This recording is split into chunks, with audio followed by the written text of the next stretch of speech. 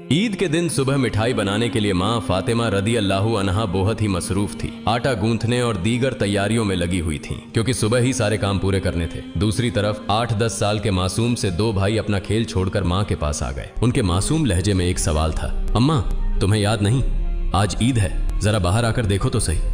मोहल्ले के लड़के लड़कियां नए नए कपड़े पहनकर कितना खुश हो रहे हैं और हम दोनों ने तो अभी तक नए कपड़े भी नहीं पहने। क्या इसका मतलब यह है कि हम आज ईद नहीं मनाएंगे?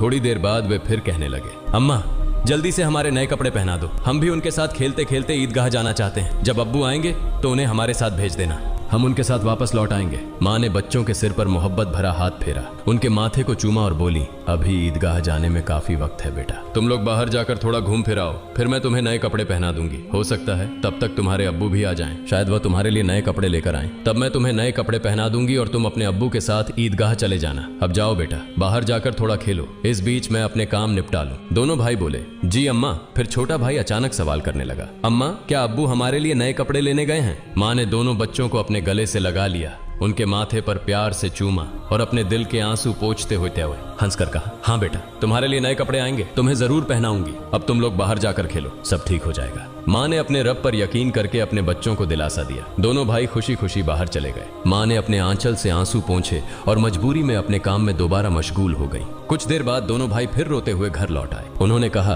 अम्मा वे लोग हमें अपने नए कपड़े दिखाकर चिढ़ा रहे हैं। वे कहते हैं, देखो तुम्हारे पास हमारे जैसे नए कपड़े नहीं हैं, अगर होते तो तुम इन्हें जरूर पहनते। वे कहते हैं कि हमारे अब्बू कैसे हैं जो ईद के दिन भी हमारे लिए नए कपड़े नहीं लाए। वे हमें ईदगाह चलने को कह रहे हैं और बोल रहे हैं जल्दी से नए कपड़े पहनकर आओ, अगर आना है। वे खजूर के पेड़ के नीचे खड़े हैं और तब तक हमारा इंतजार करेंगे जब तक हम नए कपड़े पहनकर उनके साथ न चले। अम्मा अब्बू अभी तक क्यों नहीं आए? अम्मी हमें जल्दी से नए कपड़े पहना दो ताकि हम आपके साथ ईदगाह जा सकें। मासूम बच्चों की इस गुजारिश को सुनकर अम्मी अपने जज्बातों पर काबू नहीं रख सकी। आंसू रोकना उनके लिए बड़ा मुश्किल हो गया, लेकिन बच्चे अम्मी को मजबूती से गले लगाकर खामोशी से उनकी ओर देख रहे थे। सब्र खो चुकी अम्मी अपने बच्चों को अपने सीने से लगाकर सिसक सिसक कर रोने लगी। कुछ ही पल में खुद को संभालते हुए अम्मी ने आंसू पोंछे और चेहरे पर जबरन एक हल्की मुस्कान लाते हुए बोली, अभी ईदगाह जाने का वक्त नहीं हुआ है। बेटा तुम लोग इतनी जल्दी क्यों कर रहे हो? नमाज के लिए अभी काफी वक्त है। इस दौरान बाहर जाकर थोड़ा घूम फिर आओ और देखो तुम्हारे अब्बू कहाँ हैं, उन्हें ढूंढ कर ले आओ। तब तक मैं अपना बाकी काम निपटा लेती हूँ, थोड़ा सा ही काम बचा है। अगर तुम्हारे अब्बू नए कपड़े लाते हैं तो मैं तुम्हें बहुत खूबसूरती से तैयार कर दूंगी, फिर तुम मिठाई खाकर अपने अब्बू के साथ ईदगाह जाओगे, ठीक है? दोनों भाइयों ने कहा, जी अम्मी। अम्मी ने अपने दिल को मजबूत करते हुए बच्चों को तसल्ली दी, लेकिन जैसे ही उन्होंने बच्चों के मासूम चेहरों की तरफ देखा, उनकी आंखों में आंसुओं का सैलाब उमड़ पड़ा। बच्चों को अपनी हालत का अंदाजा न हो, इस डर से अम्मी एक कमरे से दूसरे कमरे में जाती रहीं। इधर दोनों मासूम भाई परेशान होकर अम्मी अम्मी कहते हुए अम्मी के पास आए। उन्होंने कहा, अम्मी हम अब्बू को ढूंढने जा रहे हैं। अम्मी ने रूंधे गले से कहा, हाँ जाओ। उनकी आवाज में छुपा दर्द बच्चे समझ नहीं सके। बड़े भाई ने अफसोस जताते हुए कहा, अब्बू कहाँ होंगे? छोटे भाई ने बड़े भाई से पूछा, अब्बू कहाँ गए? बड़े भाई ने जवाब दिया, पता नहीं, चलो इधर उधर ढूंढते हैं। छोटे भाई के कंधे पर हाथ रखते हुए दोनों भाई अब्बू की तलाश में निकल पड़े। इधर अम्मी अपने दिल का दर्द कम करने का कोई रास्ता नहीं पा रही थी। उनकी बेचैनी और बढ़ गई। वह सोचने लगी, मैं अपने मासूम बच्चों को कैसे बताऊं कि आज उन्हें नए कपड़े पहनाने की सामर्थ्य हमारे पास नहीं है, फिर भी उन्हें कैसे तसल्ली दूं? और आज तो ईद का दिन है, वे मेरी बात क्यों मानेंगे? या अल्लाह तुम्हारे अलावा कोई सहारा नहीं। ईद के लिए जो मिठाई बनाई है वह भी कई दिनों तक थोड़ा थोड़ा गेहूं बचाकर तैयार की है, उसी से हलवा और रोटी बनाई है, लेकिन नए कपड़े कहां से लाऊं? या अल्लाह ये बोझ क्यों डाल दिया इस अम्मी के सिर पर? तुम तो सबकी हालत जानते हो, मैं इन मासूम बच्चों को कैसे समझाऊं? या अल्लाह तुम रहमदिल और सर्वशक्तिमान हो, झूठ बोलना गुनाह है, यह जानते हुए भी मैं अपने बच्चों को झूठे दिलासे और उम्मीद देकर बहला रही हूँ, लेकिन अब मैं क्या करूँ ये तो बता दो। हे अल्लाह तुम मुझे रास्ता दिखाओ, तुम मेरे गरीब पति की हालत जानते हो, तुम गरीबों के हालात से वाकिफ हो, हे रहमान हे रहीम। यह कहते कहते माँ रसोई में चली गईं और जोर जोर से चक्की चलाने लगी। चक्की के घुर्र घुर्र की आवाज के साथ उनके दिल का दर्द भी बाहर आने लगा। आंसू पोंछते हुए भले ही मिठाई बनाने का काम तेजी से चल रहा था, लेकिन जैसे ही यह काम पूरा होने को आया, एक और मुश्किल सामने खड़ी हो गई। तभी अम्मा अम्मा कहते हुए दो मासूम बच्चे हांफते हांफते माँ के पास आकर खड़े हो गए। माँ ने कहा, बोलो बेटा क्या बात है? माँ ने अपनी इच्छाओं और आराम को हमेशा पति की गरीबी को देखकर दबा कर रखा था। वह थोड़े में ही खुश रहती थी, लेकिन आज मासूम बच्चों की छोटी सी ख्वाहिश ने उनके धैर्य को तोड़ दिया। उन्होंने खुद को संभालते हुए बच्चों को गोद में उठा लिया, मुस्कुराने की कोशिश की, उनके माथे पर चुंबन किया और कहा, बोलो बेटा क्या कहना है? दोनों बच्चों ने हाथों से से अपनी आंखें मसलना शुरू कर दिया। यह देखकर छोटे भाई ने भी बड़े भाई की नकल कर ली। माँ ने कहा, देखो बेटा, तुम्हारे अब्बा सही समय पर आ जाएंगे। मैं देखो यहाँ तुम्हारे लिए मिठाई बना रही हूँ, तुम मिठाई खाकर ईदगाह जाना, थोड़ा सब्र करो, बस थोड़ी ही देर और। उन्होंने बच्चों को सीने से लगा लिया, उन्हें प्यार से समझाया और कहा, थोड़ा इंतजार करो बेटा, मिठाई अभी तैयार हो जाएगी। छोटे भाई ने आंखें मसलते हुए अचानक पूछा, लेकिन हमारे नए कपड़े अम्मा? यह सुनते ही माँ चौंक गई, जल्दी से बोली, अरे बेटा ऐसा करते हैं, तुम लोग जाकर पहले नहाओ, अभी तक नहाए भी नहीं हो। दोनों भाइयों ने एक साथ कहा, नहीं अम्मा, अभी तक नहीं नहाए। माँ के लिए मासूम बच्चों से छल करना बहुत दर्दनाक था। उनका दिल अंदर ही अंदर जल रहा था, लेकिन उन्होंने हंसते हुए कहा, बेटा बिना नहाए क्या कोई ईदगाह जाता है? जाओ जल्दी से नहाओ, फिर सब तैयार हो जाएगा। दोनों भाइयों ने कहा, ठीक है अम्मा, हम अभी जाकर नहा लेते हैं, आप सब कुछ तैयार रखना, हम जल्दी से आ जाते हैं। दोनों खुशी खुशी नाचते हुए बाहर निकल गए। माँ ने दुआ की, जाओ बेटा, अल्लाह हाफिज।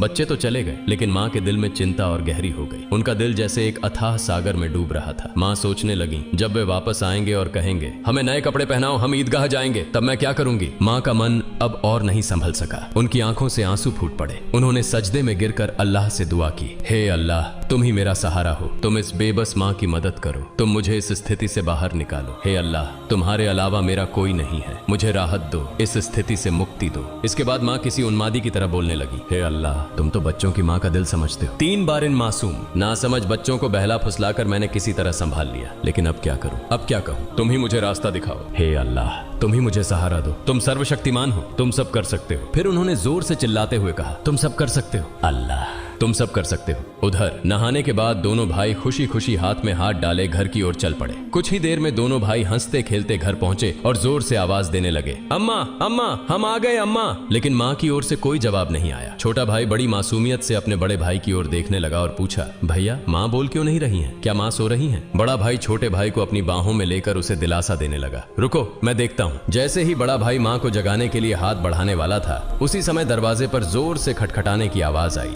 बड़े भाई ने डरते हुए पूछा, कौन है बाहर? बाहर से कोई जवाब नहीं आया। दोनों भाई चकित होकर एक दूसरे की ओर देखने लगे। छोटा भाई डर के मारे बड़े भाई से चिपक गया। तभी फिर से दरवाजे पर जोर से खटखटाने की आवाज हुई। डर और घबराहट से दोनों भाई चिल्ला पड़े, अम्मा अम्मा, बाहर कौन है? लेकिन माँ की ओर से कोई आवाज नहीं आई। फिर दरवाजे पर खटखटाने की आवाज के साथ कुछ भारी खड़खड़ाने की आवाज सुनाई दी। दोनों भाई डर गए। उन्हें पता था कि अगर कोई रिश्तेदार, परिवार का सदस्य या पड़ोसी घर पर आता है तो वह हमेशा सलाम करता है, लेकिन ये सब कुछ उल्टा हो रहा था। बड़े भाई ने छोटे भाई को और कसकर गले लगाते हुए कहा, मुझे समझ नहीं आ रहा ये क्या हो रहा है, माँ भी कुछ बोल नहीं रही हैं। डरते डरते दोनों भाई दरवाजे के पास गए। जैसे ही वे वहां पहुंचे, बाहर से फिर से खटखटाने की आवाज आई। दोनों भाई थोड़ा पीछे हटे और जोर से चिल्लाकर पूछा, कौन है दरवाजे पर? बाहर से आवाज आई, मैं दर्जी हूँ, दरवाजा खोलो। दोनों भाई हैरान रह गए। उन्होंने पूछा, दर्जी आप यहाँ क्यों? बाहर से आवाज आई, हाँ मैं दर्जी हूँ, दरवाजा खोलो, मैं तुम्हारे लिए नए कपड़े लेकर आया हूँ, इन्हें ले लो। जैसे ही यह बात सुनी, दोनों भाइयों ने जल्दी से दरवाजे की कुंडी खोली। सामने एक व्यक्ति नए कपड़ों के गट्ठर के साथ खड़ा था। दोनों भाई एक पल के लिए हैरान रह गए।